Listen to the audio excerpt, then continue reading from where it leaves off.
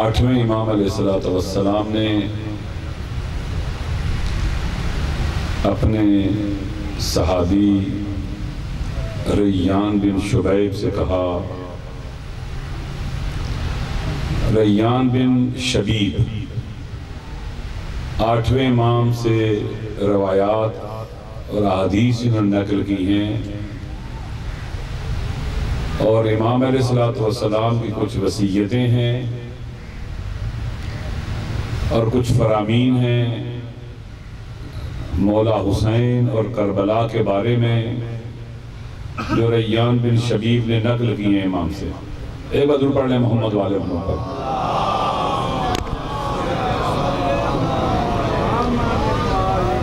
जिसमें इमाम अलैहिस्सलाम रैयान बिन शबीब से कहते हैं कि जब भी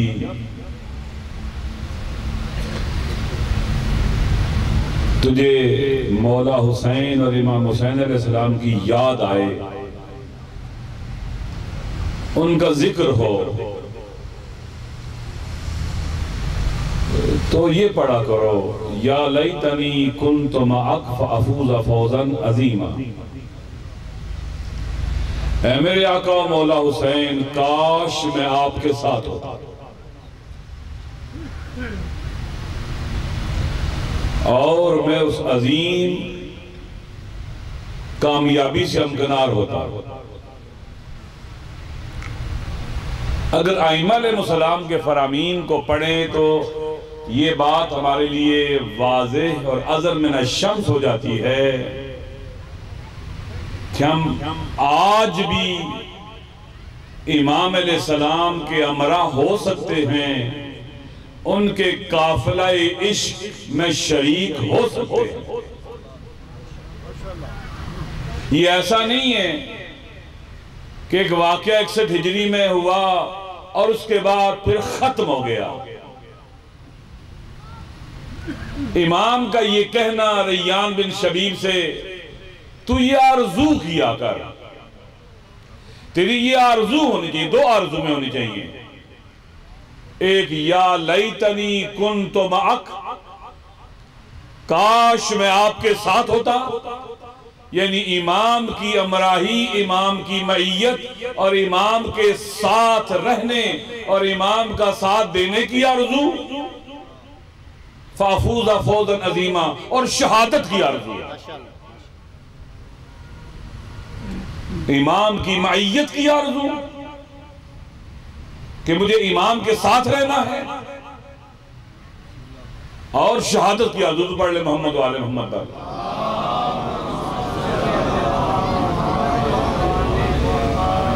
ज़ियारत आशूरा में भी मुतअद्दिद ऐसे जुमले हैं जो हकीकत की तरफ इशारा करते हैं। इमाम अलैहिस्सलाम की मईयत, इमाम का साथ, इमाम की अमराही की आरज़ू और शहादत की आरज़ू। अय्याम मुहर्रम है, इन दिनों में तो शब रोज तस्बीह की तरह यह जिक्र होना चाहिए, या लैतनी कुन्तु मअक फअफूज़ा फौज़न अज़ीमा। ज़ियारत आशूरा में एक मकाम पर ज़ियारत पढ़ते पढ़ते अब ये दुआ करते हैं अल्लाह की बारगाह में, आई यजअलनी माहुम फि दुनिया वल आखिरा,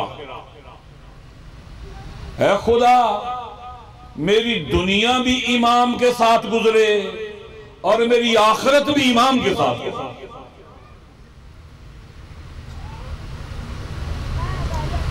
आई यजअलनी माहुम फि दुनिया वल आखिरा, दुनिया के तमाम मराहिल में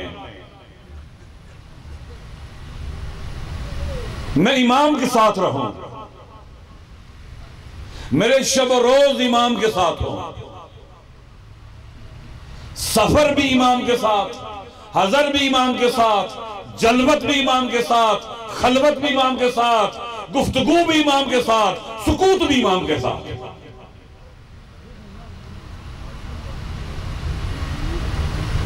ये सैर इमाम की तरफ, अल्लाह ताला की तरफ इस दुनिया में हम आए हैं खुदा की तरफ जाने के लिए। इला रब्बिका रुजआ, आपकी बरगश्त तुम्हारे रब की तरफ है। इन्ना लिल्लाहि व इन्ना इलैहि राजिऊन, आपने रब की तरफ लौट के जाना है, खुदा की तरफ लौटना। ये सैर इल्लाह, वादी तौहीद की तरफ सफर, ये इमाम की हमराही में मुमकिन है। इमाम है जो इस वादी में आपको सैर करा सकता है और वादी तौहीद के अंदर कुर्ब खुदा की बुलंद तरीन मंजिलों तक ले जा सकता है। वो सिर्फ नबी है, वली है और इमाम है।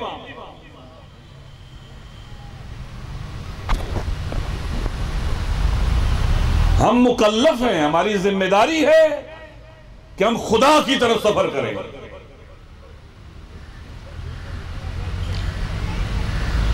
हमें तमाम तवानाइयां अल्लाह ने इसीलिए दी हैं।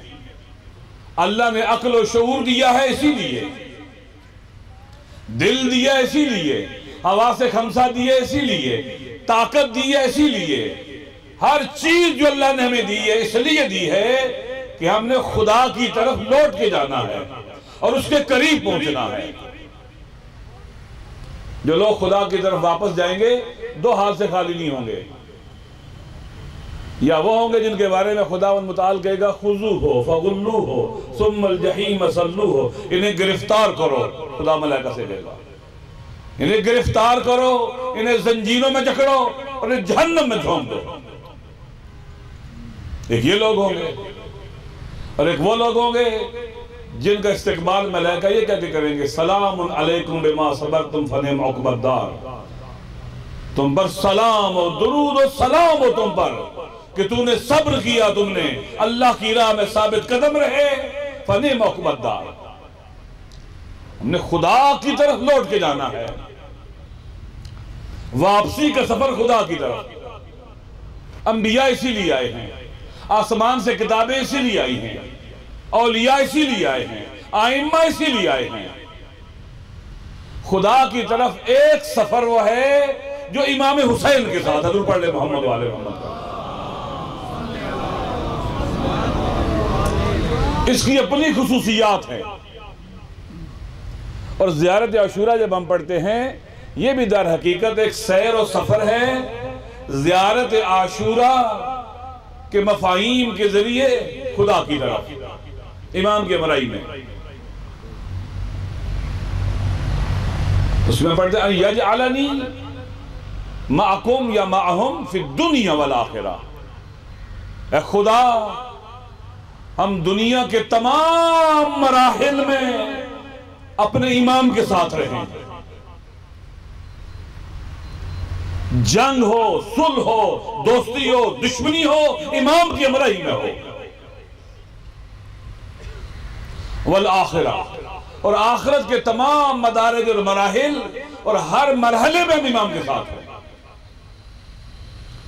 ये दुनिया हो इमाम के साथ, आलम बरज़ख हो इमाम के साथ, और आलम आखिरत हो वो भी इमाम के साथ।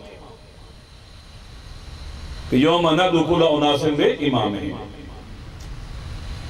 एक और मकाम पर दुआ करते हैं ज़ियारत आशूरा में, अन युसब्बित अली इंदकुम कदम सिद्किन फि दुनिया वल आखिरा।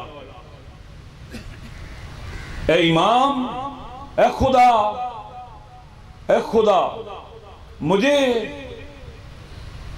इमाम के साथ रहने के लिए साबित कदमी अता कर। अन युसब्बित अली इंदकुम कदम सिद्किन फि दुनिया वल आखिरा, साबित कदम रहूं इमाम के साथ दुनिया में भी और आखिरत में भी, इमाम के साथ।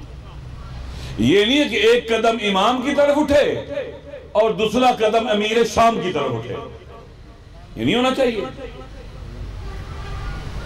एक कदम उकबा की तरफ उठे और एक कदम दुनिया की तरफ उठे। इमाम का साथ देना है और साबित कदम रहना है। बहुत से लोग मुमकिन है आइम्मा के साथ हो जाएं लेकिन साबित कदम ना रहें। शिमर जैसे, आपको पता है कि शिमर मौला अली का साथी था।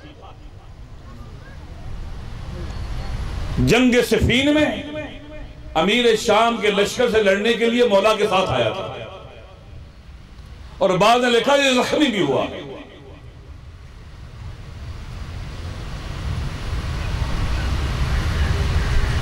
और जब नेज़ों पर कुरान आ गए, मालिक के अश्तर को वापस बुला लिया गया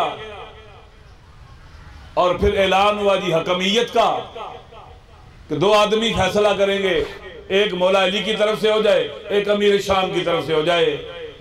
उस वक्त जब ये फैसला हो गया, उमर आस ने अमीर शाम के हक में फैसला कर दिया, अबू मूसा अशरी को धोखा दिया, तो ये खवारिज के साथ मिल गया वहां पर और खारजी हो गया वहां। और रोज़े आशूर ये मलून मौला हुसैन के सीने पर पांव रख के ज़रबे चलाता रहा।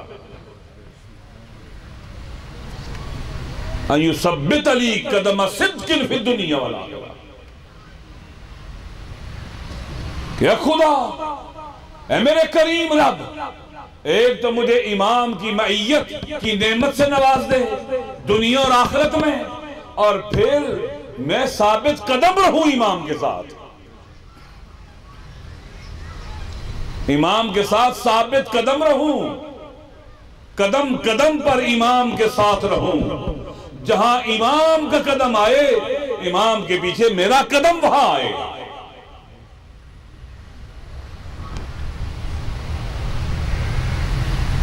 इमाम के साथ रहने की आरज़ू करो, आरिफाना अश्कों आंख के ताके। दोस्तों,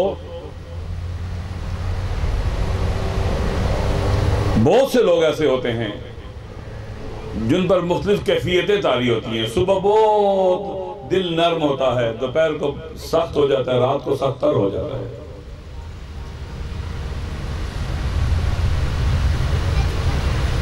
इमाम का साथ देना है किसके लिए? इमाम के अहदाफ की खातिर, इमाम के मकासद की खातिर। पढ़ ले मोहम्मद वाले मोहम्मद।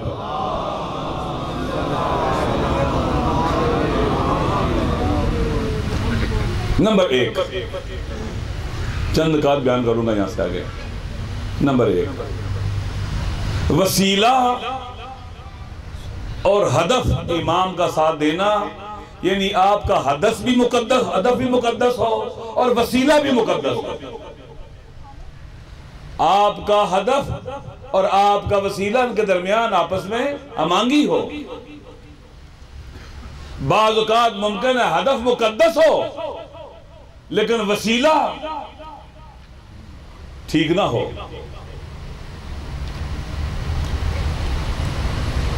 फिर इमाम का साथ वो दे सकता है जो वसीले को वसीला समझे और हदफ को हदफ समझे। बाज़ औक़ात हम वसीले को मकसद समझ लेते हैं। जो वसीले को मकसद समझ ले वो इमाम के साथ नहीं चल सकता, वो इमाम के हमरा नहीं हो सकता। मैं मिसाल देता हूं आपको। नमाज वसीला है कुर्ब इलाही का। नमाज कैसे पढ़ते हैं? कुर्बतन इलल्लाह। ये वसीला है, कुरान की तलावत वसीला है खुदा तक पहुंचने का, खुदा के करीब होने का वसीला है। हदफ क्या है? कुर्ब खुदा है। नमाज क्या है? वसीला है। रोजा क्या है? वसीला है। कुरान की तलावत क्या है? वसीला है। जियारत भी क्या है? वसीला है।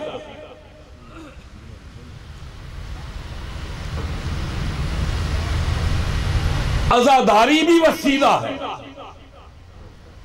खुदा तक पहुंचने का, कुर्ब इलाही की मंजिल पर फायद होने का वसीला है अज़ादारी। अगर वसीला हदफ बन जाए तो वो ठहरे हुए पानी की तरह हो जाता है।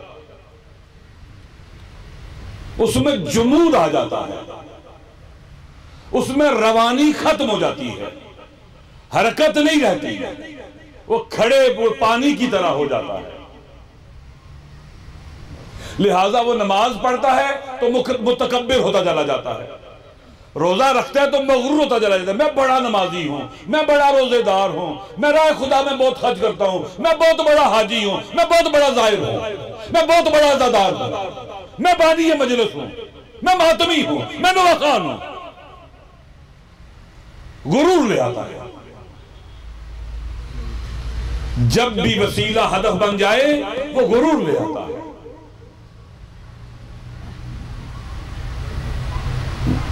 वो इबादत इंसान को मुतकब्बिर बनाती है। और आपने देखा होगा कि बहुत से लोग नमाज पढ़ते हैं और अपने नमाजी होने की वजह से बेनमाजों से नफरत करते हैं। ये क्यों ऐसे? बल्कि क्या होना चाहिए?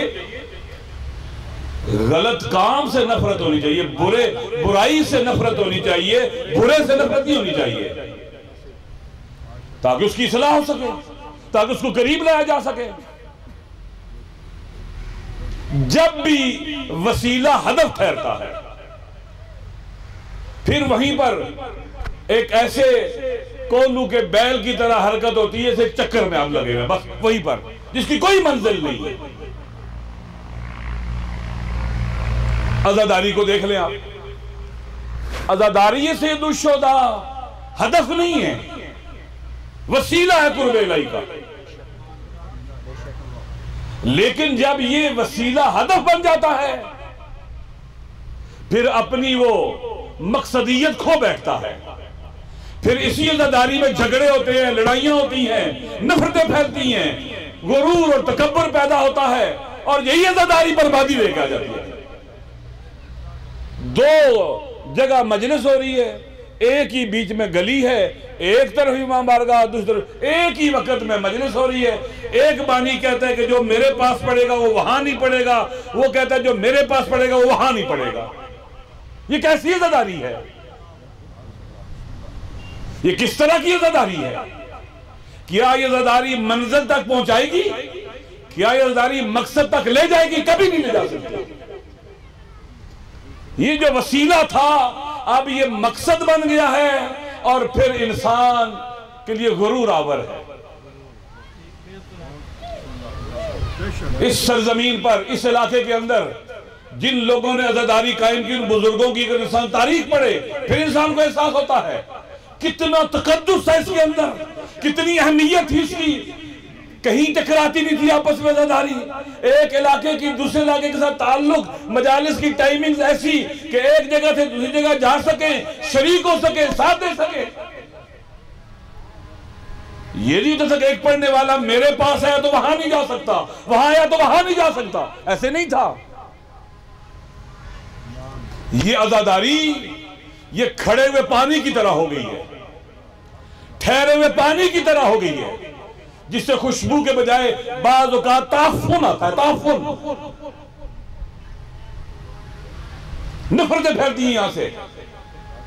यही अज़ादारी फिर क्या करती है? हमें तकसीम करती है, टुकड़ों में बांटती है, यहां से, इसी मिंबर से।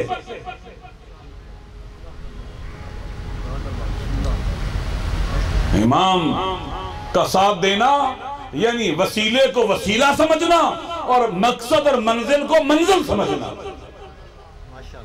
ये सादा चीज नहीं। पढ़ ले मोहम्मद वाले मोहम्मद।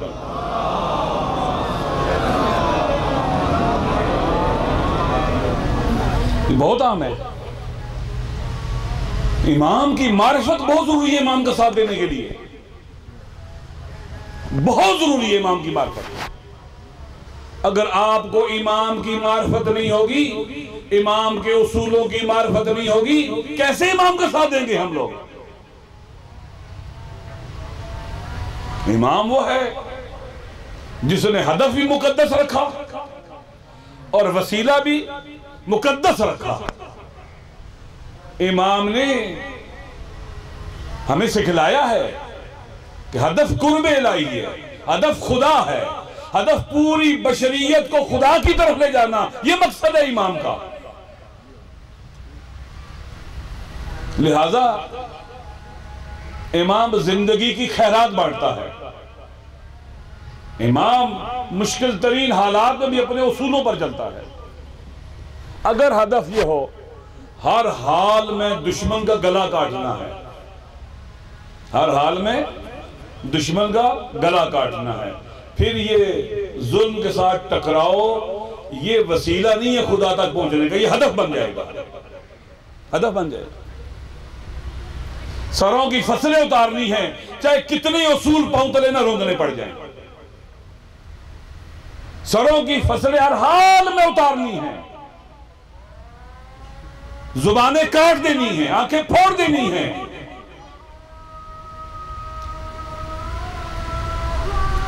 ताकि कोई सामने बोल ना सके, आवाज ना उठा सके। यह दुनिया के लोग जो फाते बनना चाहते हैं, कामयाब होना चाहते हैं, उनके लिए ये जो फतह है, ये जंग में कामयाबी है, ये हदफ है। जंग हदफ है उनके लिए, जंग मकसद है उनके लिए। और जो अहले हक हैं, जो आइम्मा अहले बैत हैं, उनके लिए ये मार के हक व बातिल मकसद नहीं है, मार के हक व बातिल खुदा के कुर्ब का वसीला है, वसीला है खुदा के कुर्ब का। लिहाजा आप देख लें, इमाम अलैहिस्सलातु वस्सलाम जब मक्का से करबला की तरफ तशरीफ ला रहे थे, रास्ते में एक मकाम पर हुर के लश्कर से सामना हुआ। आपने सुना हुआ गया, इमाम अलैहिस्सलातु वस्सलाम ने एक जगह पर अपने काफिले को रुकने का कहा, इंतजार किया। वो लोग करीब आए, सख्त प्यासे थे, शिद्दत प्यास से मर रहे थे।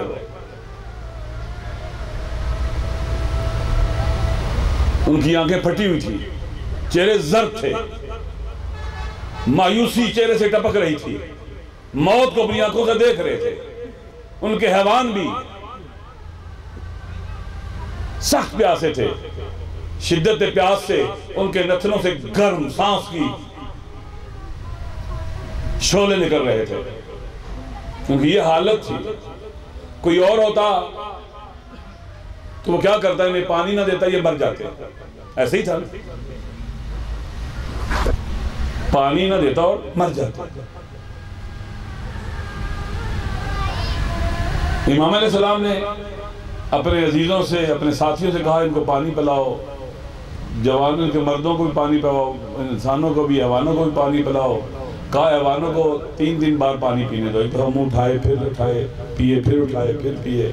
फिर जो पानी बचता था इनके पाँव पर फेंको, उनके पाँव गर्म हो गए हैं, उनके पाँव चल चल के गर्म हो गए हैं, उनके पाँव पर फेंको, उनके चेहरे पर पानी फेंको। अली बिन तान नामी शख्स है, कहता है कि मैं सबसे देर से पहुंचा, तो बहुत प्यासा था। इमाम ने कहा, कुर्सी पर बैठे हुए थे इमाम अलैहिस्सलाम, और मुझे कहा अने फिर राविया कि पानी के मशकीज़े को झुका के पानी पी लो। तो मैं इतना प्यासा था, मुझे पानी का मशकीज़ा संभलता ही नहीं था, मैं पानी पी नहीं पा रहा था। तो इमाम खुद उठे और मुझे पानी पिलाया। एक ये हस्ती है, ये मार के हक को बातिल का इमाम है, ये मार के हक को बातिल का इमाम है। सामने कौन है? दुश्मन है।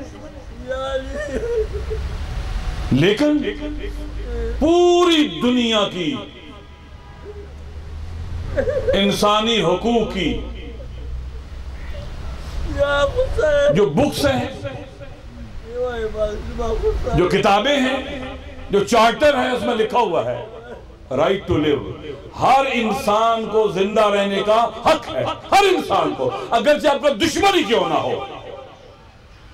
ये इमाम, ये मेरे दुश्मन है, लेकिन जिंदा रहना इनका हक है, इन्हें पानी मिलना चाहिए, ये जिंदा रहे।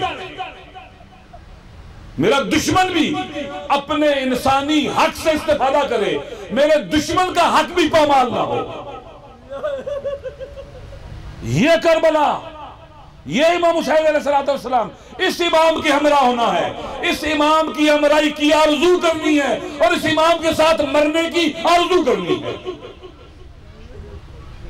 कितना इंसान बुलंद हो जाता है।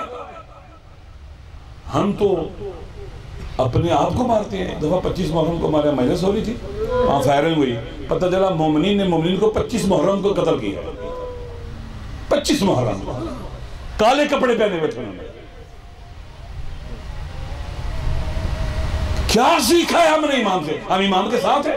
काले कपड़े पहनकर इमाम के साथ नहीं हो जाता जब तक इंसान का अंदर इमाम के साथ ना हो, बातिन इमाम के साथ ना हो। इमाम का साथ देना है आपने, इमाम के साथ चलना है आपने। हर इमाम ने कहा आरज़ू किया करो, या लैतनी कुन्तु मअक फअफूज़ फौज़न अज़ीमा। ऐ काश इमाम में आपके साथ होता, मदीना मक्का से आपके साथ, करबला तक आपके साथ होता मैं। आरज़ू किया करो, 8वें इमाम ने कहा, हदीस सही है, आरज़ू किया करो इमाम का साथ देने की। ये हमारा इमाम, ये तो तारीख है बशरीयत में दिखलाओ, ऐसा कोई है जो अपने दुश्मन को पानी पिलाए कि ये जिंदा रहे, जिंदा रहे। इमाम जानते कल ये क्या करेंगे, इमाम जानते कल मेरा पानी बंद करेंगे, इमाम जानते कल ये मेरे बच्चों को प्यासा मारेंगे। इसी लश्कर में ऐसे लोग भी हैं जो मेरी बहनों और बेटियों के खैमों को लूटेंगे और आग लगाएंगे। इनको जिंदा रहने का हक है, हक है। जंग सिफीन में भी ऐसे हुआ था, दरिया फुरात पर कब्जा कर लिया। मौला अली ने अपने लश्कर से कहा रब्बू सीफकुम बिदिमाइन फतरवू, ये तरवू। इमाम के लश्कर ने हमला किया और दरिया फुरात को अमीर शाम के लश्कर से छीन लिया। इमाम के लश्कर ने कहा हम भी पानी बंद करेंगे इन पर, कहा नहीं। अली की शुजाअत का तकाजा यह था कि पानी का किनारा उनसे छीन लिया जाए, दरिया फुरात उनसे छीन लिया जाए, और अदालत का तकाजा था उन्हें पानी पीने दिया जाए। पढ़ ले मोहम्मद वाले मोहम्मद। शुजाअत में और अदालत में तवाज़ुन बाकी रखना, इनको बैलेंस रखना, ये बहुत अहमियत का हामिल है कि आप शुजा भी हो और जालिम ना हो, आप ताकतवर हो और जालिम ना हो। ये बहुत अहमियत का हामिल है कि आप ताकतवर हैं लेकिन जालिम नहीं है, आप बहादुर हैं लेकिन जालिम नहीं है, आदिल है, आदिल। इमाम इसी इमाम के बेटे हैं, ये उसी इमाम का बेटा जिसने अपने कातिल को भी शरबत पिलाया था। यहां तक कि जंगे करबला के अंदर मैंने अपने बाज़ बुजुर्गों से सुना है कि इमाम जख्मी थे, हम साहिब नहीं पढ़ना चाहता लेकिन वाकया ज़हन में आ गया। जख्मी थे, तमीम नामी शख्स है, बहुत बड़ा पहलवान है जो इमाम के मुकाबले में लड़ने के लिए आया, और दुश्मन की फौजों में इत्मीनान था कि अब इमाम हुसैन अलैहिस्सलाम का आखिरी वक्त आ गया है, शहीद हो जाएंगे। लड़ते लड़ते इमाम से वो जख्मियों के गिरा, इमाम उतरे अपनी सवारी से, किसको वासिले जहन्नम करें, ये बुलंद आवाज से कहते हैं यब्न रसूलुल्लाह। इसकी आवाज में इल्तिजा थी। इमाम करीब गए, कहते मैं तेरी क्या मदद कर सकता हूँ? कहता है मेरे बदन में जख्मों की जैसे दर्द है, आप इजाजत दें मेरे अजीज यहाँ मौजूद है, मुझे उठा के ले जाए, मुझे मरहम पट्टी करें। इमाम ने नहीं कहा तुमने तो मेरे लिए अकबर को मारा है, मेरे अब्बास को मारा है, मेरे असगर को मारा है, मेरे सारे मार दिए हैं। कहा उठाओ ले लो उसको। इमाम के साथ रहने की आरज़ू, यानी तमाम अखलाकी इंसानी फजीलतों को अपने वजूद में वजूद देने की आरज़ू, उन्हें जिंदा रखने की आरज़ू, लालच को दफन करने की आरज़ू। लालची आदमी इमाम का साथ नहीं दे सकता। बहरहाल अभी अर्ज करूंगा, इमाम का साथ देना है यानी तमाम के तमाम इंसानी फजीलतों का साथ देना, यानी तमाम के तमाम रजीलतों से, रजाइल से, गंदगियों से अपने आप को पाक करना है,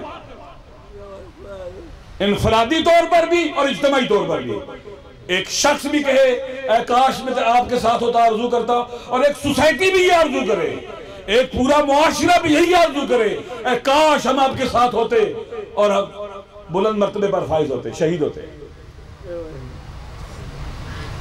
दोस्तों वाक़े करबला को और करबला के पैगाम को, शहादत के मकसद को और उसके बातिन और हकीकत को छुपा दिया गया है, हम बयान ही नहीं करते हैं।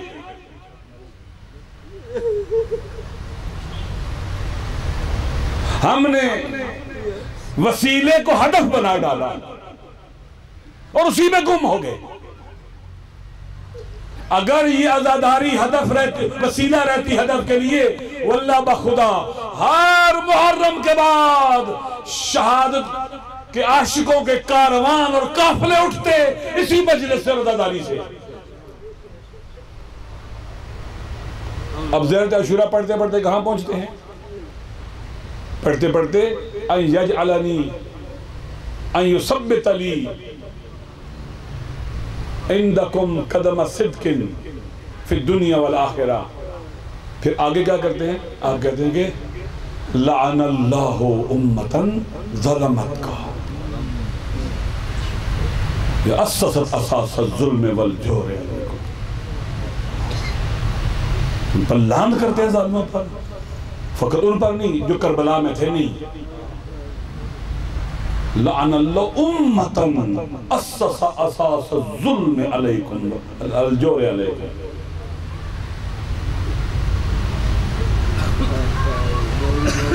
मन उम्मतन ज़लमतकुम, इन्होंने आप पर जुल्म किया, आपको कत्ल किया, आपको शहीद किया, उन सब पर लानत और रज़ियत में, और उन पर भी जो राजी हुए इस पर, उन पर भी। यानी शऊर और बसीरत मिलती है इमाम के साथ आगे बढ़ने के लिए। आपको शऊर और बसीरत चाहिए कि ये मारका हक़ व बातिल 61 हिजरी में नहीं है, ये तूल तारीख में चलता हुआ आगे बढ़ रहा है। ये हजरत आदम से शुरू हुआ, क़यामत तक जारी रहेगा। करबला में ये मारका हक़ व बातिल एक अहम मरहले में दाखिल हुआ है, वह आज भी जारी है, आज भी। फिर क्या कहते हैं? बरे तो इल्लल्लाह है, तबर्रा करते हैं, फिर उन पर लान करते हैं और उनसे बराअत का ऐलान करते हैं, उन तमाम जालिमों से और कातिलों से, जो कातिल भी हैं, या उनके हमरा हैं, उनके साथी हैं, या उनकी सोच के हामिल हैं। ये आरज़ू करते हैं। यहां पहुंचते फिर क्या कहते हैं? अजीब जुमला है। आप कहते मौला अना सिल्मुन लिमन सालमकुम हरबुन लिमन हारबकुम।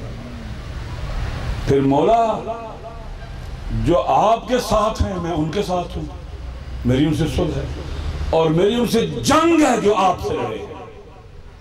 ऐलान जंग करते हैं इमाम का साथ देने के लिए। तूल तारीख के यजीदियों के साथ ऐलान जंग करना पड़ेगा।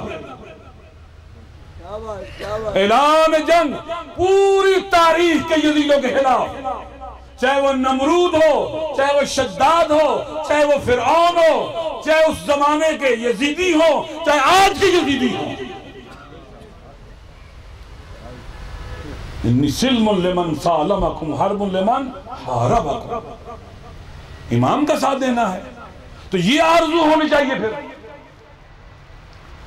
इमाम का साथ देने के लिए ये शऊर होना चाहिए, ये बसीरत होनी चाहिए कि लम्हा ब लम्हा, कदम ब कदम दुरूद पढ़ ले मोहम्मद वाले मोहम्मद।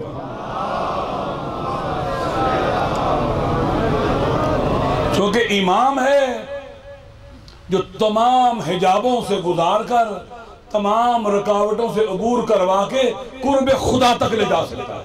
सिर्फ इमाम है। इमामत बाब है, दरवाजा है रिसालत का और तौहीद की तरफ सफर का। इमाम के साथ, जब इमाम के साथ हो जाएंगे तो हमारी रातें फिर ऐसे नहीं होंगी जैसे आम लोगों की होती हैं। जो मौला हुसैन का के साथ चल रहा है, उसकी रात आम लोगों की रातों से फर्क कर देगी। उसके दोस्त और हो जाएंगे, उसके दुश्मन बदल जाएंगे, उसके ताल्लुकात की नौइयत बदल जाएगी जो मौला हुसैन के साथ है। आज हमारे ताल्लुकात की नौइयत क्या है? मादी मफादात, जाती मफादात, खानदान, कबीला, कौम, इलाका, इस बुनियाद पर ताल्लुक और रवाबित होते हैं। गालिबन ऐसे है, गालिबन। दुश्मनियां भी इसी बुनियाद पर, हमारी खानदानी दुश्मनियां जी इनसे, हमारा खानदानी से झगड़ा चला रहा है। मौला हुसैन के साथ जो चलेगा उसके झगड़े खानदानी नहीं होंगे, उसकी लड़ाई हक व बातिल की लड़ाई होगी। वो उसका खानदान बातिल पर है, वो खानदान के मुकाबले में होगा। खानदान बुत नहीं है। अगर किसी ने इमाम को छोड़ दिया, उसकी सारी जिंदगी बुतों की परस्तश में है। उसकी नमाज भी खेल है, उसका रोजा भी खेल है, उसका हज भी खेल है, उसकी हर चीज खेल है। इन्नमा हयातुद दुनिया लहवुन व लइब, दुनिया की जिंदगी खेल है, खेल। जो करबला में मौला के मुकाबले में नमाज पढ़ रहे थे, वो नमाज नहीं थी, वो खेल था, वो ढोंग था। इमाम के साथ चलने के लिए सबक बहादुर पढ़ ले, मोहम्मद वाले मोहम्मद पर।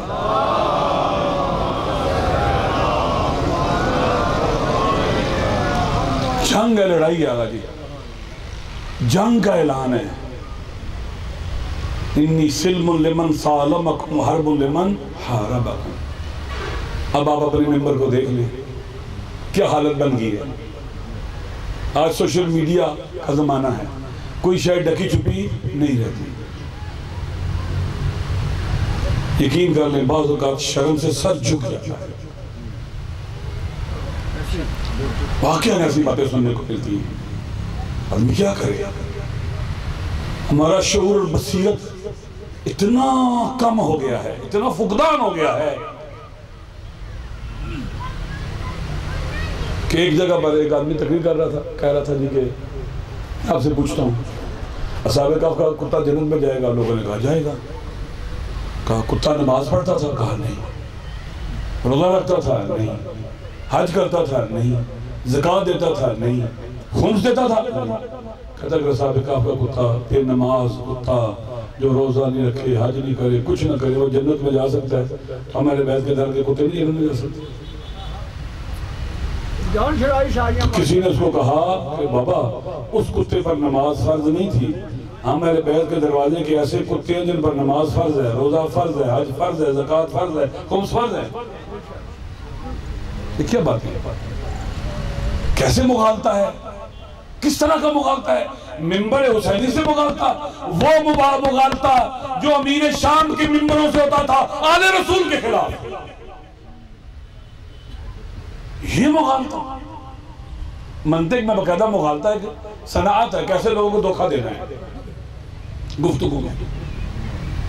तो दोस्तों, इमाम का साथ देना ये वसीला है, ये वसीला है, ये हदफ बन चुका है। यहां से शिया कौम को तोड़ा जा रहा है, जोड़ा नहीं जा रहा। मौला अली की विलायत के नाम पर तोड़ा जा रहा है। दीन अजीब, हम सादा लोग हैं, हम वैसे इलाज कराना चाहिए तो बहुत ही माहिर डॉक्टर से कोशिश करते हैं इलाज कराना, ऐसा है या नहीं? स्पेशलिस्ट होना चाहिए, फिर भी स्पेशलिस्टों में भी जो सबसे ज्यादा बेहतर हो उसके पास जाते हैं, ढूंढते हैं, कोशिश करते हैं ग़ज़ा मिलावट वाली ना हो, खालिस हो, दुरुस्त है, अच्छी जगह से ले। दीन किससे लेना चाहिए? हैबत कुबरा में फ़ुक़हा और उलमा से लेना चाहिए, हम उनसे लेने को तैयार नहीं है। बाकी हर चीज़ हम डॉक्टर की मर्जी की दवा लेते हैं, हम हर चीज़ स्पेशलिस्ट की मर्जी की इस्तेमाल करते हैं, लेकिन दीन हमें अपनी मर्जी का चाहिए। अल्लाह रसूल और इमाम की मर्जी वाला दीन नहीं चाहिए। इमाम के साथ नहीं चला जा सकता ऐसे। जब इमाम के साथ चलेंगे हमारी मर्जी खत्म, असल मर्जी इमाम की है। पढ़ ले मोहम्मद वाले मोहम्मद।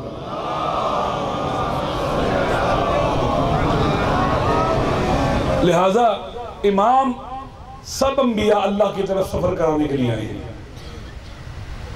सब औलिया। इमाम हुसैन भी खुदा की तरफ ले जाने वाले हैं। पाक ने कहा है कि मसल सफीनती मसल अहले बैती का मसल सफीनते नूह, मेरे अहले बैत की मिसाल सफीने नूह की तरह है। जैसे आपने देखा होगा जब आप कश्ती पर बैठते हैं तो कश्ती चलती है और आपकी मूवमेंट और हरकत कश्ती की इत्तबा में है, ऐसे है या नहीं? कश्ती चल रही है और आप उसमें बैठे हुए मूव कर रहे हैं। पहले आपका बदन क्या है? साकिन है। आपकी मूवमेंट कश्ती के ताबे है, जिधर कश्ती जा रही है आप उधर जा रहे हैं। अहले बैत की मिसाल कश्ती की तरह है।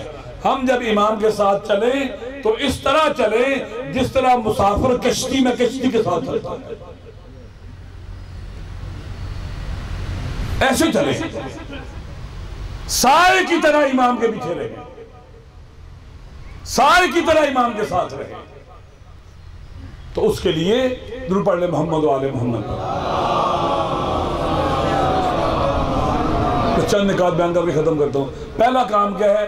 हिजरत करनी है अपने आप से, अपने नफ्स से हिजरत करनी है, अपने तमाम ताल्लुकात की जंजीर को काटना है, हर चीज को छोड़ना पड़ेगा इमाम के साथ चलने के लिए। अगर दुनिया की मोहब्बत है इमाम के साथ नहीं चल सकती। अगर दुनिया की मोहब्बत इमाम की मोहब्बत पर गालिब है, औलाद की मोहब्बत है, मुख्तलिफ किस्म के ताल्लुकात जो इंसान के हैं, अगर ये ताल्लुकात जंजीर पा बने रहे इमाम का साथ नहीं दे सकते।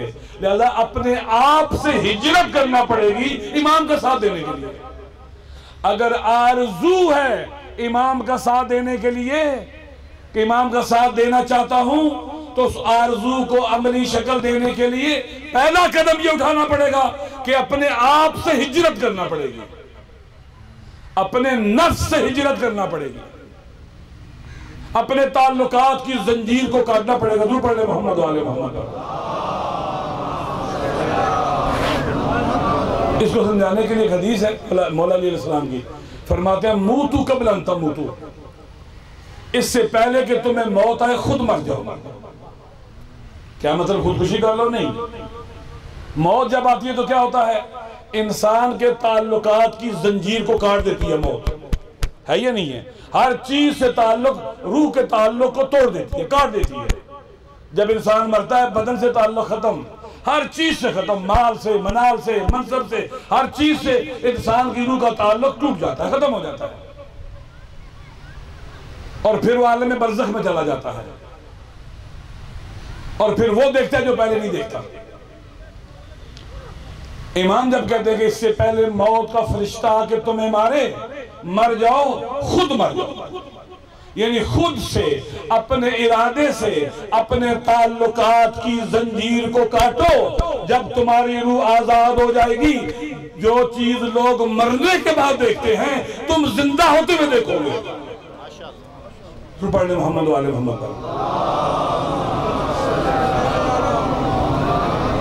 सबक बहाल हो जाओ इमाम का साथ देने के लिए। इमाम मदीना से चले, इमाम के साथ सिर्फ 72 आ सके, सारे हाशमी भी नहीं आए, मौला अली के सारे बेटे भी नहीं आए। कितने हाशमी थे करबला में? बाद लिखते हैं 18 जवान, 25 के करीब शायद थे। बाकी हाशमी कहां चले गए थे? क्यों नहीं आए हाशमी? इमाम का साथ देने के लिए सबसे पहले, फिजिकली हिजरत से पहले इंसान की रूह को हिजरत करना पड़ती है, ताल्लुकात की तमाम जंजीरों को काटना पड़ता है, अपने नफ्स से हिजरत करना पड़ती है। इमाम सबको बुलाते रहे, दिन दिहाड़े मदीना से निकले, रात की तारीकी में नहीं निकले, दिन की रोशनी में निकले, मक्का से खामोशी के साथ नहीं निकले, खुतबा दे के निकले। हर एक को बताया, 4 महीने 5 दिन मक्का में रहे इमाम, खतो किताबत की, जगह जगह खत लिखे, राबते किए, आए सिर्फ 72। ये 72 वो थे जिन्होंने अपने नफ्स से हिजरत कर ली थी इमाम का साथ देने के लिए।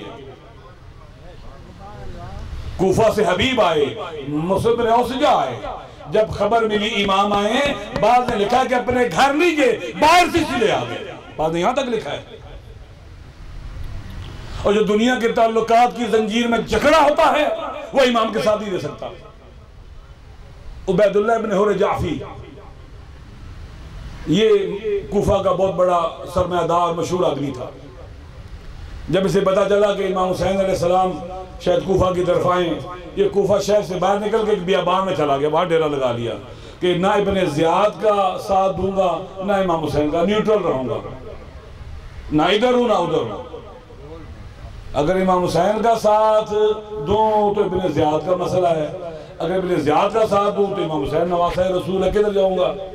लिहाजा ये शख्स, तारीख ने लिखा है कि कूफा से बाहर आगे एक जगह मुकीम हो गया। इमाम भी इत्तफाकन वहीं आके रुके नजदीकी। इमाम ने पूछा ये कौन है, पता चलाओ ये किसका खेमा लगा हुआ है। बताया गया ये कूफा का मशहूर आदमी है उबैदुल्लाह इब्न हुरजाफी, वो है यहाँ पर। तो इमाम खुद ये इसने बयान भी किया है बाद में। इमाम ये कहता है कि मैंने अपने खेमे पर ना उंगली से ऐसे आवाज़ सुनी, उंगली के हाथ मार रहा है। मैंने खेमे का पर्दा हटा के देखा तो नवासा रसूल मेरे दरवाजे पर खड़े थे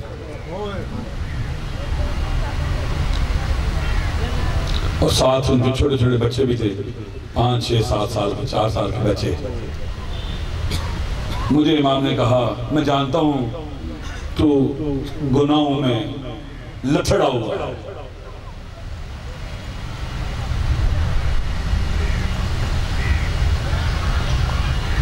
आ मेरे साथ चल, तुझे फातेह बना डालूं। तो शिकस्त खाया हुआ अपने नफ्स से, शैतान से। आ मेरे साथ चल, तुझे फातेह बना डालूं। कहता मौला मैं मादर चाहता हूं, मैं नहीं आ सकता, मैं इसीलिए मदीना से निकला, कूफा से बाहर निकला था। और इमाम जब चलने लगे तो कहते हैं फजल रसूल मेरी बात सुनिए। कहा क्या? कहा मैं आपकी खिदमत में हदिया देना चाहता हूँ, अपना हिस्सा डालना चाहता हूँ। आपने कहा है कि आपको जंग दरपेश है। घोड़ा जो कूफे में किसी के पास ऐसा नहीं है, जंगी घोड़ा है, और तलवार जो बेहतरीन तलवार है, ये मेरी तरफ से हिस्सा हो जाए आपकी जंग करबला में। इमाम ने इसको देख के कहा मा कुन्तु मुत्तखिदल मुज़िल्लीन अज़दा, हम गुमराहों को कभी अपना दस्तो बाजू नहीं बनाया करते। तू समझता है कि मुझे तेरे घोड़े की जरूरत है, तेरी तलवार की जरूरत है? मैं तो तुझे निजात देने आया था, तुझे बचाने आया था, तुझे हलाकत से निकालने आया था, तुझे वादी जुल्म से निकाल कर वादी नूर में ले जाने के लिए आया था, हिदायत देने आया था तुझे मैं। माल, मनाल, कारोबार, ताल्लुकात, मनासिब, शोहरत, मकाम, मनसब, ये जंजीरें पा बन जाते हैं, इमाम के साथ ही ले सकते हैं। आपने देखा होगा जब इब्ने ज़ियाद करने लगा था, शहबाज शरीफ की हुकूमत थी पंजाब में, अज़ादारी पर बहुत कदर लगाई जाती थी। जो गरीब और कमजोर बानी मजालिस हैं उन पर FIR काटी जाती थी। ऐसे था या नहीं था? कई सौ नहीं हजारों में FIR तंग करते थे, पुलिस वाले चले जाते थे, SHO के तंग करता था उनको, खबरदार मजलिस नहीं करनी, 4 दीवारी के अंदर नहीं करना देगा, जो बुनियादी हक है उसे महरूम करते थे। कभी किसी शिया MPA ने आवाज उठाई हो, किसी MNA ने आवाज उठाई हो? एक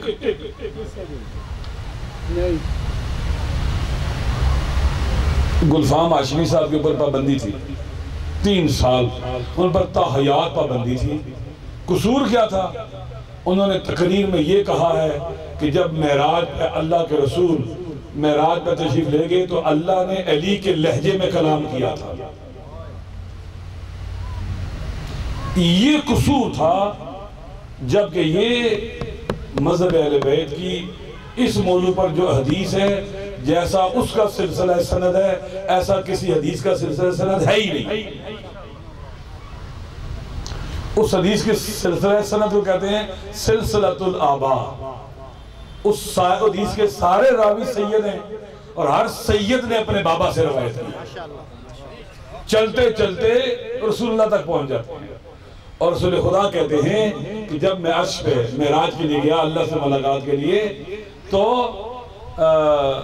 खुदा ने जब गुफ्तगू की तो मैंने कहा खुदाया तू बोल रहा है या अली बोल रहा है? तो खुदा ने कहा, ए मेरे हबीब, तू मेरा मेहमान है, मैं तेरा मेज़बान हूँ, मैं जो तेरे ज़मीर और बातन से आगा हूँ, मैंने चाहा तुझसे उसके लहजे में कलाम करूँ जो पूरी कायनात में तुझे सबसे ज्यादा प्यारा हो। तो मैंने देखा तुझे अली सबसे प्यारा है, तुझसे अली के लहजे में कलाम कर रहा हूँ। ये पढ़ा गुलफाम साहब ने, और इस बुनियाद पर ताहयात पंजाब में पाबंदी लगा दी गई।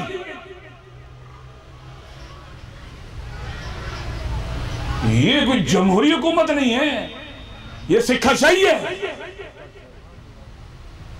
और कोई नहीं बोल रहा था, सारे एमएनए एमपीए वजीर भी थे, वफाकी वजीर भी थे। इसलिए बोलेंगे तो छाप लग जाएगी, ये हो जाएगा, वो हो जाएगा। ज़हन में रख लो, इन जालिमाना हुकूमत में एक शर्त पर नौकरी करने की, काम करने की, सियासत करने की मासूम से इजाजत है, अगर आपका नीयत ये हो कि मजलूमों को उनके हुकूक दिलवाने हैं, एक आगे हक करना है और मोमिनों की खिदमत करनी है। तो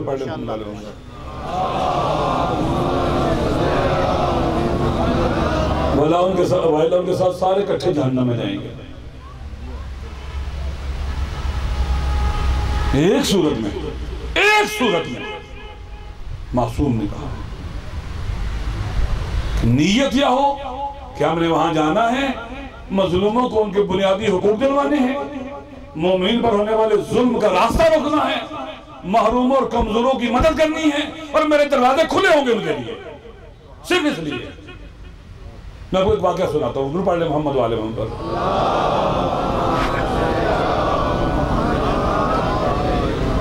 दमस्कस यूनिवर्सिटी में मैं अपने स्टूडेंट दाखिल कराने के लिए गया। वहाँ अरबी बलागत में, लिटरेचर में और लुगत में एमफिल और पीएचडी करने के लिए। यूनिवर्सिटी के जो हेड थे, तारीख गुजर चुकी थी एडमिशन की, मैं उनसे मिला। मैंने कहा कि मैं पाकिस्तान से आया हूँ, मैं चाहता हूँ यहाँ मेरे स्टूडेंट्स पढ़ें, आगे एमफिल और पीएचडी करें, तो डेट अगर आप 2 हफ्ते की बढ़वा दें वजीर तालीम से कह के तो आपकी मेहरबानी होगी।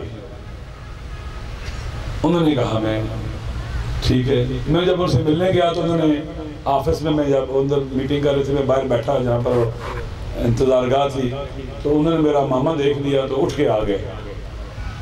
तो उस वक्त मुझे अरबी भी सही तरह से नहीं आती, जरूर पढ़ने मोहम्मद वाले मेरे साथ 1-2 दोस्त और भी थे। तो पूछा क्या काम है, मैंने बतलाया, उन्होंने कहा ये हो जाएगा। हमारे लड़कों का दाखिला करा दिया उन्होंने। तो मैं फिर उनका शुक्रिया अदा करने गया, तो कहीं शुक्रिया अदा नहीं करना, मैं इमाम जब सादिक अलैहिस्सलाम का शिया हूँ। मेरे इमाम ने कहा है कि गैर इस्लामी हुकूमतों में काम करने का कफ़ारा मोमिनों की खिदमत है।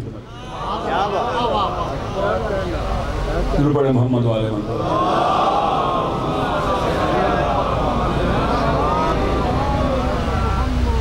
मोमिनों की, मैंने तो अपना कफारा अदा किया है, शुक्रिया किस बात है। हम किसी मोमिन का काम करते उस पर एहसान चढ़ाते हैं। तो दोस्तों, अपने ताल्लुका हिजरत करनी पड़ेगी इमाम का साथ देने के लिए। अगर हम हिजरत नहीं करेंगे, अपने नफ्स से अपने ताल्लुकात की जंजीर को नहीं काटेंगे, हम कभी इमाम के साथ नहीं चल सकते, कभी इमाम के साथ नहीं चल सकते। पहला कदम हिजरत है। दूर पढ़ ले मोहम्मद वाले मोहम्मद।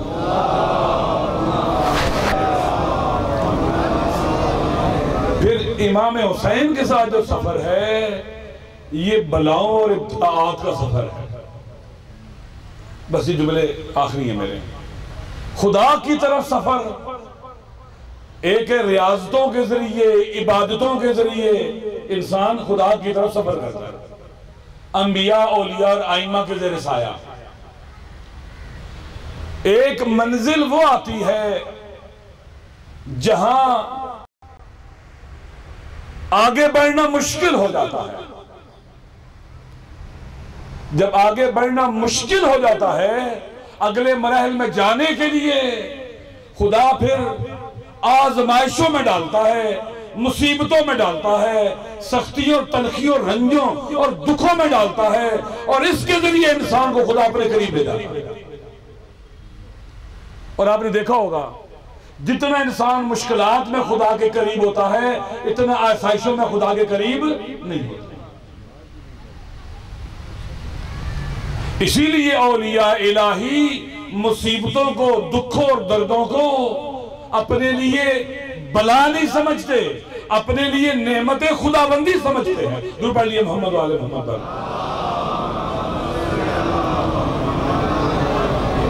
हज़रत इब्राहीम अलैहिस्सलाम को जब अल्लाह ने कहा अपने बेटे को ज़िबा कर दे, मारूफ वाक़या है, ज़िबा करने के लिए ले गए, अपने बेटे को पेशानी के बल लिटाया और फिर खंजर गर्दन पर चलाना शुरू किया। नहीं चल रहा था, उसको तोड़ा, पत्थर पर रगड़ा, फिर चलाया, नहीं चला। फिर खुदा की तरफ से आवाज आई, कद सद्दक़ता रोया, तूने अपनी ख्वाब को सच कर दिखाया। और उसके बाद बात खत्म हो गई। हज़रत इब्राहीम ने खुदा से कहा, ये यून अखबार रज़ा में इमाम अश्तम से रवायत है कि हज़रत इब्राहीम ने खुदा से कहा, खुदाया मैं चाहता था कि इस आजमाइश से गुजर कर अजीम सवाब को पाता, अजीम तरीन मुसीबत का सवाब और उसके बाद मिलने वाले दर्जे को पाता। आमतौर पर लोग मुसीबतों और मुश्किलात से भागते हैं। हजरत इब्राहीम ये नहीं कही खुदाया तेरा शुक्र है, सवाब भी मिल गया और बच्चा भी बच गया, नहीं कह रहे। कह रहे खुदाया काश मुमकिन होता ये खंजर छुरी मेरे बेटे के गले पर चल जाती, वो ज़िबा हो जाता और मैं इस अजीम तरीन मुसीबत पर अजीम सवाब पाता और अजीम मकामात को पाता। कहते खुदावंद मुताल ने 8वें इमाम से रवायत है, हजरत इब्राहीम से कहा क्या तू अपने आप को ज्यादा अपने से मोहब्बत करता है या रसूल पाक से? कहा रसूल पाक से ज्यादा मोहब्बत करता हूँ। कहा अपने बेटे से ज्यादा मोहब्बत करता है या रसूल पाक के नवासे इमाम हुसैन से? कहा उनसे, इमाम हुसैन से। कहा ये अजीम तरीन मुसीबत का दर्जा और मकाम और उस पर जो सवाब है ये सिर्फ उन्हीं में कैपेसिटी और ज़रफ़ियत है, तुझ में नहीं है। तो जो जाता हूँ ये मकाम और मर्तबा कि अजीम तरीन मुसीबत और उस पर मिलने वाला सवाब, मकाम और दर्जा और अजर, इसकी कैपेसिटी और ज़रफ़ियत खातमुल अंबिया में है, तुझ में नहीं है। लिहाजा हजरत इब्राहीम के लिए कहते हैं कि इमाम हुसैन की मक्तल पड़ी गई और उन्होंने गिरिया किया, इस पर उनको वो सवाब मिला जो इस्माइल को ज़िबा भी करते तो ना मिलता। दुरूद पढ़ ले मोहम्मद वाले मोहम्मद।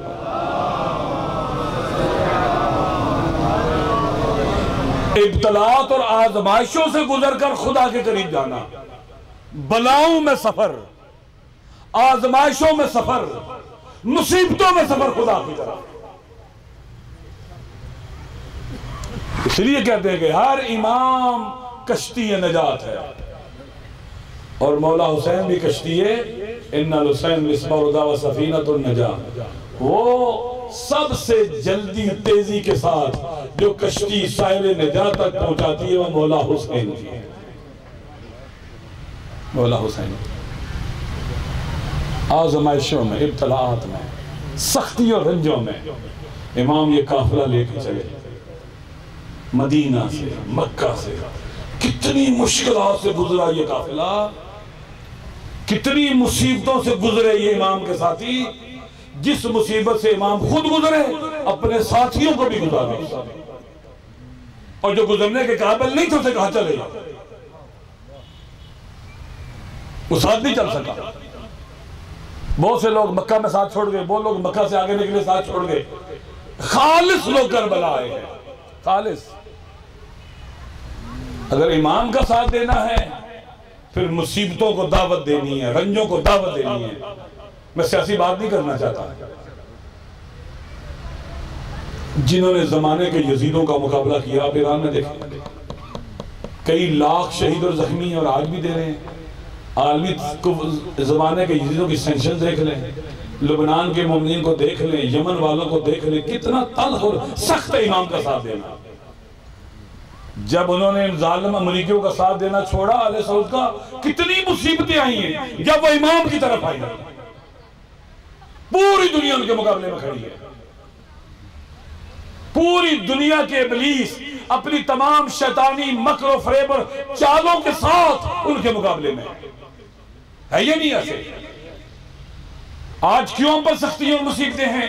इसलिए हैं कि हमने मौला हुसैन का परचम उठाया है, आले रसूल की पैरवी का परचम उठाया है, उनकी इक्तदा का परचम उठाया है, उनकी विला का परचम उठाया है, उनके आजादार होने का आलम उठाया है।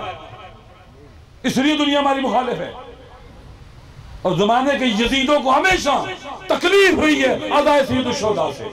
ये गम कमजोर नहीं बनाता, ये गम ताकतवर बनाता है। ये दर्द और गम बेशऊर नहीं बनाता, बाशऊर बनाता है। बेचारा नहीं बनाता, मैदान में लाके खड़ा करता है यजीदों के मुकाबले में। इसके अंदर प्रैक्टिस है। आजादारी करनी है मुबारका में, फिर बाहर निकलना है, फिर बाहर निकलना है, सड़कों पर आना है, गली कूचों पे आना है। इसमें हिकमत है, हिकमत ऐसे ही नहीं है। ये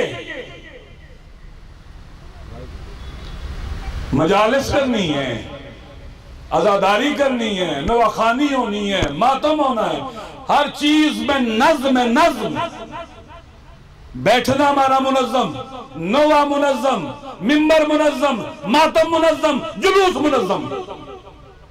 एक बहुत बड़ा पोटेंशियल और ताकत है इनके अंदर, सादा चीज नहीं है। दोस्तों, इमाम जिनको करबला लेके आए और उनके बारे में कहा कि मैं गवाही देता हूं,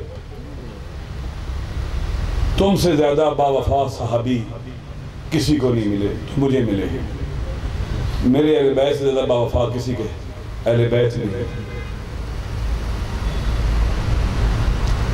आखिरी रात, आपको पता है कि आशूर का दिन बहुत तल्ख और सख्त था, मुश्किल था। इसकी बहुत सी मुश्किलात को हम महसूस ही नहीं कर सकते, समझ ही नहीं सकते।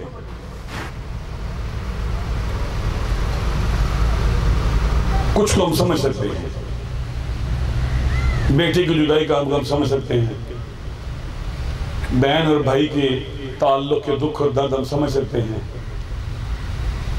रिश्ते के दुख और दर्द हम सब बहुत से हम जो हम समझ ही नहीं सकते। दर्द और रंज ऐसे हैं।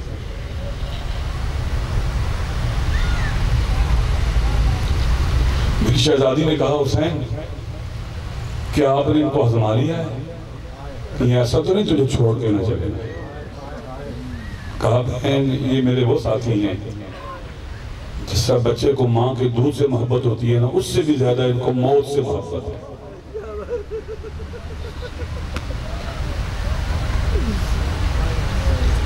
एक जुमला कहने दो मुझे।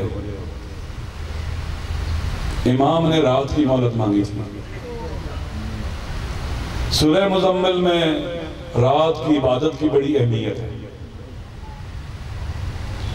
इन्ना नाशिअतल लैली हुवा अशद्दु वतअन व अक़वामु क़ीला।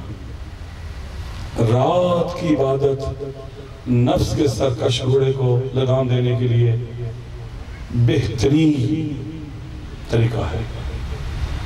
इमाम ने एक रात मांगी कि कल की मुसीबत से इनको गुजारने के लिए एक रात हुसैन की अमराई में ये इबादत करें, कुरान की तलावत करें, राज और न्याज करें, मुनाजात करें, ताकि अपने दर्दों के अलावा ये इमाम के दर्द भी बर्दाश्त कर सके। इस सख्त तरीन इम्तिहान से गुजर सके। नाशिअतुल लैल, रात की इबादत, शब आशूर, सारी रात लहुम दवैयुन का दवैयुन नहल, ऐसी आवाज आती थी तस्बीह और तकदीस और कुरान की तिलावत और इबादत की, जैसे शहद के मक्खियों के छत्ते से उनके बिन बनाने की आवाज आती है। जब बीबी ने कहा ना इनको आजमा लिया है, कहा मेरी बहन इनको मौत से, माँ के दूध से भी ज्यादा मोहब्बत है। और जब उनको पता चला ना, हबीब को बताया गया कि सानिया ज़हरा को इत्मीनान नहीं है, कहती है हबीब लेके सारे बीबी के खेमे के करीब आ गए, हाथों में तलवारें थी। काश शादी अगर हुक्म हो तो अभी अपनी गर्दों को काट दे। मैं कुर्बान हो नमाज करूंगा। ए हबीब इब्न नज़ायर, ए मौला हुसैन के सच्चे साथी हो, काश तुम उस वक्त होते जब ये जालिम बेगैरत खेमों में दाखिल हुए। इन्होंने खेमों को लूटना शुरू किया, सरों से चादरों को छीनना शुरू किया।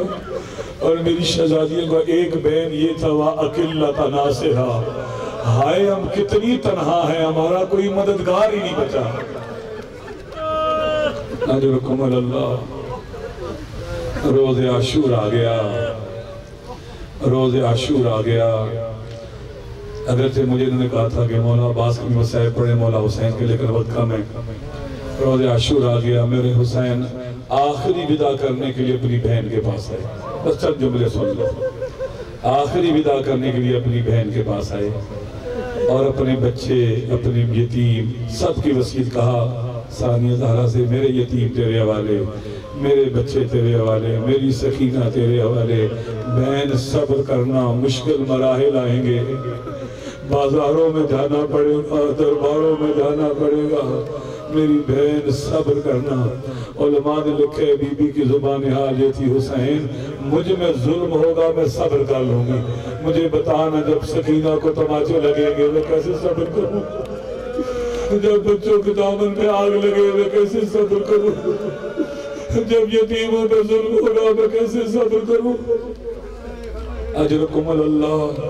अपनी बहन से कहा, ईतीनी बिसौबिल अतीक, मेरी बहन मुझे पुराना लिबास दे दे।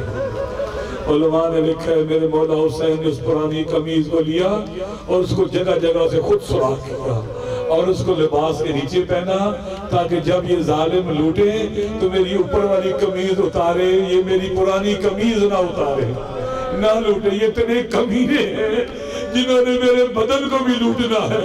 अहले मक्तल ने लिखा है, जब इमाम की उंगली से अंगुश्तर उतारने लगे, अंगुश्तर नहीं उतरती थी, उंगली को काट लिया। किसी ने कमर बंद को खोला, किसी ने अमामा उतारा, किसी ने पोशाक उतारी। इमाम अलैहिस्सलाम जब चलने लगे, एक मरतबा बीबी ने कहा, महलन महलन यब्न ज़हरा, मेरे माँ जाए हुसैन थोड़ी देर के लिए ठहर जा, मैं कुर्बान जाऊं, मेरी शहजादी जानती है कितने मुश्किल मराए, बड़ी बड़ी बीबी बहुत बेचैन और बेताब है। बाज ने लिखा है कि 70 दफा के करीब बीबी ने हुसैन को रोका है, थोड़ी देर और ठहर जा, थोड़ी देर और ठहर जा। बीबी की बेताबी को जब मेरे मौला हुसैन ने देखा, अपना दस्त विलायत सानिया ज़हरा के सीने पर रखा कि मेरी शहजादी को करार आ जाए। इमाम मुख्तर करूं, चली सवारी इमाम की, अभी चंद कदम चली थी या रुक गई। इमाम की सवारी हरकत में नहीं आती। एक मरतबा इमाम देखते हैं, क्या देखते, छोटी सी बच्ची ने इमाम के जुल्जना के पाँव को पकड़ रखा है और खुश्क लबों से कह रही है, बाबा तुझे रोकने नहीं आई हो, लेकिन बाबा मेरी इल्तिजा है, एक मरतबा घोड़े से उतर, मुझे सीने से लगा, मुझे एक बार फिर सीने से लगा ले बाबा। अजरकुम अल्लाह। मैंने ये मसाइब के जुमले शहीद आरिफ हुसैनी से भी सुने हैं और बाज तारीखी और मक्तल की मोतबर कुतुब में पढ़े हैं कि इमाम ने कहा, सकीना को उतरे, अपने गले से लगाया और कहा, सयतुल बादी या सकीनतु फालमी मिनकिल बुकाउ वल हमाम दहानी, मेरी सकीना बेटा तूने मेरे बाद बहुत रोना है, तूने बाजारों में रोना है, दरबारों में रोना है, बेटा मेरे बाद तूने बहुत रोना है। ला तोहरे की कल्बी बेदमे का हसरतन, जिनकी छोटी छोटी बेटियां हैं, कभी ये इत्तेफाक हुआ होगा सफर में जाने का, बच्ची छोटी जब कहती है बाबा ना जाए, मुझे साथ ले जाए, बड़ा मुश्किल होता है। अब ये बाबा तो मौत की तरफ जा रहा है। इमाम कहते हैं अपनी बेटी से मुखातब हो के, ला तोहरे की कल्बी बेदमे का हसरतन, मेरी सकीना इस तरह से ना रो, तेरे रोने से मेरा जिगर फट जाएगा, मेरा जिगर फट जाएगा। इस तरह से ना रो मेरी सकीना। अपनी आस्तीन से अपनी बच्ची के आंसुओं को पूछा और इमाम हुसैन ने पता नहीं किस तरह ये खलील इब्राहिम ने अपनी बेटी को मुझसे जुदा किया और एक दफा मक्तल की तरफ चल पड़े। बस दो जुमले सुन लो। जंग लड़ी मेरे इमाम ने और जंग लड़ते लड़ते थोड़ी देर के लिए रुके। एक जालिम ने पत्थर मारा जो मेरे इमाम की पेशानी पे लगा। पत्थर का लगना था, इमाम ने दामन उठाकर अपनी कमीज का अपनी पेशानी से खून साफ करना चाहा। एक जालिम ने तीर फल वाला तीर मारा जो मौला हुसैन के सीने में लगा। अजीजों, करबला में तीन तरह के तीर थे। एक नोक वाला तीर, मुसल्लत शक्ल वाला तीर, तीन फल वाला तीर। फल मुड़े हुए थे। जब इमाम के सीने में तीन फल वाला तीर लगा, इमाम ने चाह के इस तीर को सामने से निकालूं। इमाम ने देखा मेरा सीना दो हिस्सों में तकसीम हो जाएगा। इमाम ने झुक के पुश से तीर को निकाला, खून का परनाला जारी हुआ। एक जालिम ने पहलू में नेजा मारा। मेरा मौला फर्श अशदीन से फर्श जमीन पर गिरे। यही जुमले थे, बिस्मिल्लाह व बिल्लाह व अला मिल्लत रसूलिल्लाह। इमाम मुंह के बल जमीन पर गिरे। इधर कातिलों ने घेर लिया। कोई नेज़े मार रहा है, कोई तीर मार रहा है, कोई खंजर मार रहा है, कोई तलवारें मार रहा है, कोई पत्थर मार रहा है और जिसके हाथ में कुछ नहीं वो तमाचे मार रहा है। अजीजों, इमाम की हालत ये है। चौथे इमाम फरमाते हैं अनबन मन को तेला सबरा, मैं उसका बेटा हूं जिसे जालिमों ने घेर के इत्मीनान से मारा है, कोई रोकने वाला नहीं था। इधर इमाम की ये हालत है। इधर इमाम का जुलजना खैमा की तरफ दौड़ा, खैमा के करीब आया, जमीन पर टकरे मारता है और यही कहते हैं अज़लीमा अज़लीमा, हाय जुल्म हो गया, हाय जुल्म हो गया। जब बीबियों ने घोड़े की आवाज सुनी, तेरे खैमा पे आगे क्या देखा? आए सवारी आई है, सवार नहीं आया। वो बच्ची जिसने पहले जाते हुए घोड़े के पाँव में पकड़ के कहा था बाबा उतरा, अब घोड़े के गले में बाएं डाल के कहा या जवाद अभी हल सुकिया भी हमको तिलक्षाना, मेरे बाबा की सवारी बता, मेरे बाबा को पानी मिला या प्यासा मारा गया। मातमे हुसैन।